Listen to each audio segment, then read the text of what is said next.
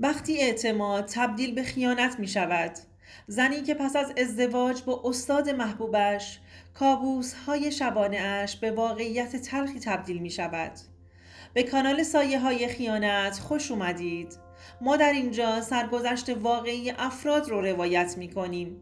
افرادی که مدتها نتونستند اونها رو به زبون بیارند و این کانال به اونها این امکان رو میده که تجربیات تلخ زندگی خودشون رو با شما در میون بذارند و ممنون از شما که با شنیدن سرگذشتشون ما رو همراهی می کنید.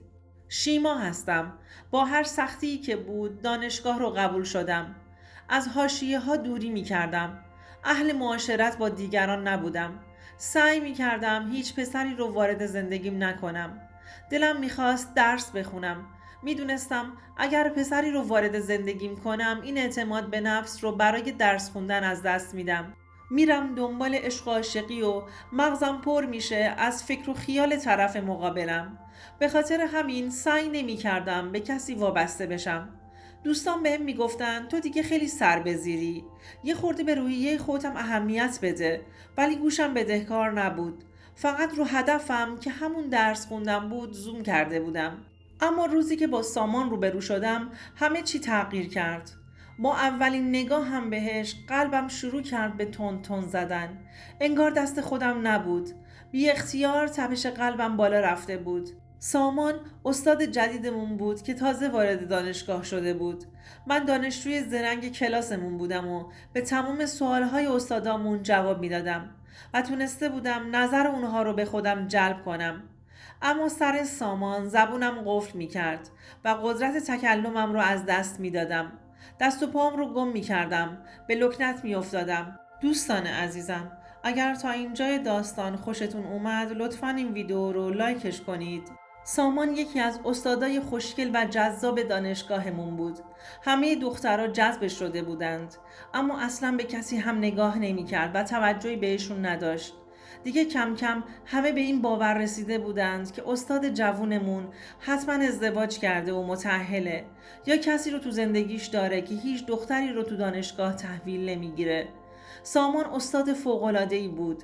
تو کارش خیلی جدی بود. خط قرمزی برای خودش داشت و دلش نمیخواست به کسی اجازه بده که از این خط قرمزش رد بشه.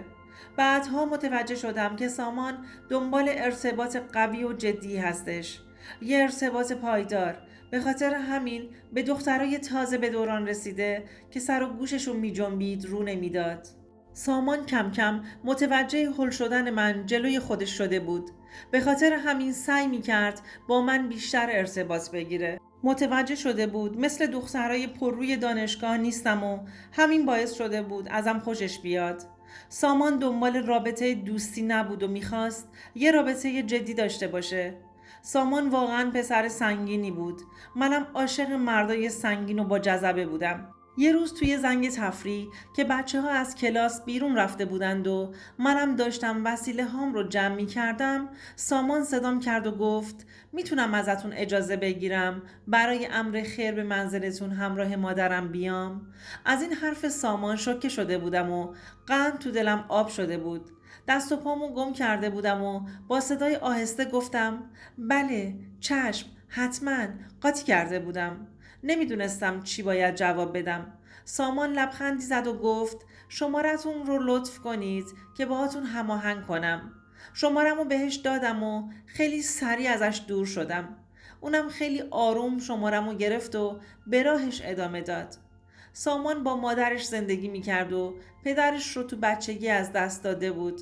وقتی که به من زنگ زد و ازم خواست که گوشی رو به مادرم بدم تا مادرش با مادرم زمان خواستگاری رو هماهنگ کنه، تازه به جدیت قضیه پی برده بودم.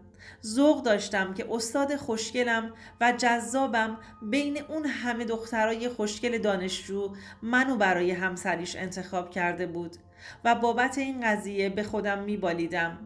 خلاصه اونا به خواستگاری من اومدند و با هم نامزد کردیم. سامان تو دوران نامزدیم کم کم از گذشتش تعریف میکرد و میگفت که تو گذشته عاشق دختری بوده که اون دختر سامان رو به پول فروخته و رفته با یه پسر پولدار ازدواج کرده و به چندین سال رفاقتشون پشت پا زده. از اون موقع دیگه سامان طرف هیچ دختری برای دوستی و عاشقی نرفته بود و میخواست با اولین کسی که خوشش میاد سریع ازدواج کنه که اون فرد خوششانس هم من بودم. من عاشق سامان شده بودم و تو دانشگاه دیگه با غرور راه میرفتم و به عنوان نامزد استاد بین دخترای دیگه به تحصیلم ادامه میدادم. خوشحال بودم از اینکه نامزدم همه چیز رو در مورد زندگیش برام تعریف کرده و دیگه هیچ چیز مبهمی بین ما نبود. سامان عشق سابقش رو با آشنایی با من به کل از یاد برده بود و زندگی جدیدی رو شروع کرده بود. سامان مرد با اراده و قوی بود چون زندگی خودش و مادرش رو اداره می کرد. من به داشتن چنین مردی افتخار می کردم. دیگه اونقدر بهش وابسته شده بودم که دیگه نمیتونستم بدون سامان لحظه‌ای دووم بیارم. احساس می کردم بهترین و قوی ترین مرد رو کنار خودم دارم. سامان اولین مردی بود که وارد زندگیم شده بود. به خاطر همین خیلی سریع بهش وابسته شدم. سامان مرد گرمی بود. وقتی این قضیه رو درک کردم، سعی کردم که بیشتر بهش نزدیک بشم تا احساس کمبودی نداشته باشه. بعد از اتمام دانشگاه مراسم ازدواجمون رو هم گرفتیم و زندگی مشترکمون رو شروع کردیم. من در کنار سامان احساس آرامش داشتم و زندگیمو با عشق ادامه میدادم. سامان در روابط زناشویی مصمم و پایبند بود. گاهی اوقات از این همه ارتباط خسته می شدم، اما به خاطر دوست داشتنش تحمل می کردم و دلم نمی خواست که سامان از دستم ناراحت بشه. من خودمو روزا مشغول کار خونه می کردم تا اینکه سامان از دانشگاه برگرده و من از تنهایی در بیام. 1 سال به همین شکل گذشت تا اینکه احساس کردم سامان دیرتر به خونه میاد و اخلاقش هم تغییر کرده و نسبت به من هم سردتر شده. دیگه کم کم داشتم از دستش شاکی می شدم که دلیل دیر کردناش چی میتونه باشه و اونم چیزی نمی گفت. وقتی منم دیدم که دلیلی برای عنوان کردنش نداره، سعی می کردم تا ازش فاصله بگیرم، کمتر کنارش بخوابم. واقعا دلیلش رو متوجه نمی شدم. ساعت کاریش رو می دونستم اما دلیل دیر کردنش رو نه. هر روز که می گذشت رفتاراش بیشتر از قبل تغییر می کرد. جوری شده بود که روی کاناپه می خوابید و نمی اومد روی تخت سر جاش بخوابه. از این کارش تعجب می کردم. بعد از ازدواجمون هیچ شبی نبود که روی تخت کنار من نخوابه. حالا دیگه به نقطه‌ای رسیده بود که هیچ درخواستی ازم نداشت. دلم داشت از توی سینم پر می‌کشید. چه چیزی به این سرعت اخلاق سامان رو عوض کرده بود؟ دلم برای نوازش‌هاش تنگ شده بود. اما غرور منم این اجازه رو نمیداد که به سمتش برم. مونده بودم که چیکار کنم؟ چطور میتونم زندگیمو نجات بدم؟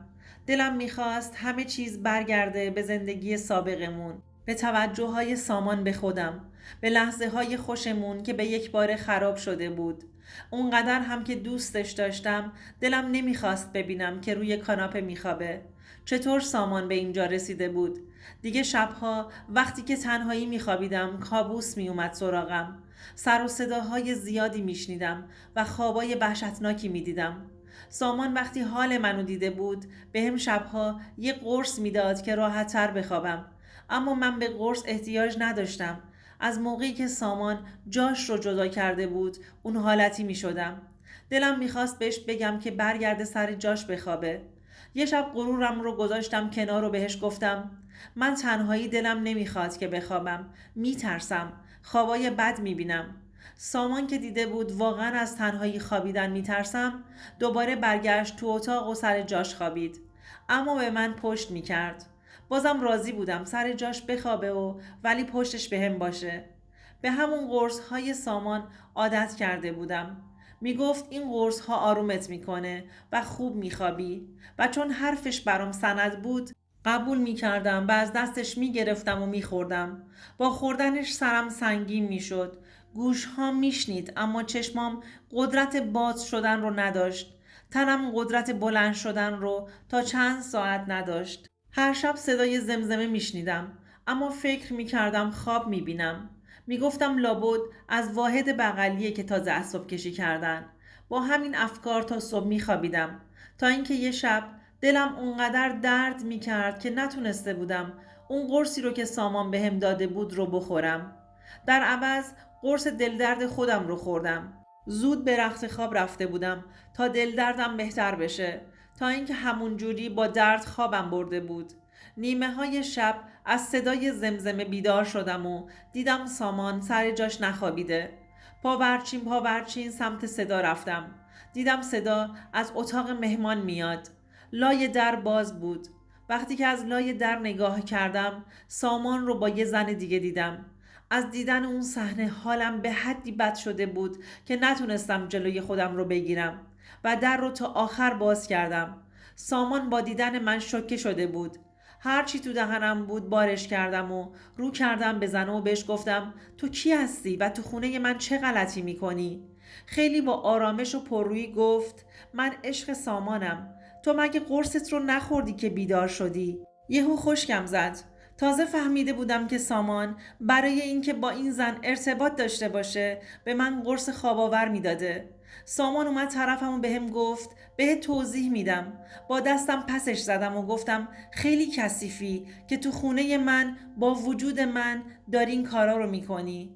پس دلیل همه اون کارات این زنه بوده. برای خودم متاسفم که به تو توی زندگیم اعتماد کردم و زنت شدم. فکر کردم بهترین مرد دنیایی. بعدها فهمیدم که اون زن همون عشق قدیمی سامان بوده که از همسرش جدا شده و دوباره به سمت سامان برگشته. سامان منو به خاطر عشق قدیمیش فروخته بود و زندگیمون رو نادیده گرفته بود و از خیلی وقت میشد که داشت تو خونمون به من خیانت میکرد. و من چقدر ساده بودم که فکر میکردم سامان به خاطر بدخوابی های من بهم قرص آرام بخش میده تا آروم باشم و بهتر بخوابم. خیلی هم خوشحال بودم که شوهرم به فکرمه. نمیدونستم که داره با قرص خواب آور با یه زن دیگه به من خیانت میکنه. همون شب وسایلم رو جمع کردم و ماشینم رو روشن کردم و رفتم خونه پدرم. بنده های خدا اون وقت شب با دیدن من ترسیده بودند. وقتی که ماجرا رو برای خانوادم تعریف کردم پدرم خیلی عصبانی شد و خواست که با سامان روبرو بشه. مادرم اجازه نداد و گفت بذار قانون این قضیه رو حل کنه. پدرم برام وکیل گرفت و سامان هم که عشق قدیمش رو پیدا کرده بود خیلی راحت درخواست طلاقمون رو امضا کرد و رفت سمت زندگیش. من با اینکه هنوز تو شوک بودم سعی کردم بعد از چند وقت با مدرک دانشگاهی که داشتم یه جایی سر کار برم و بتونم خودمو با کار کردن سرگرم کنم.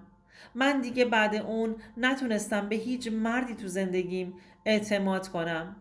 دوستان عزیزم، اگر شما هم به این نوع سبک از محتواها علاقه‌مند هستید این ویدیو برای تو هستش. لطفاً برای دیدن ویدیوهای بیشتر ما رو سابسکرایب کنید و ممنون که تا انتهای این ویدیو با ما همراه بودید.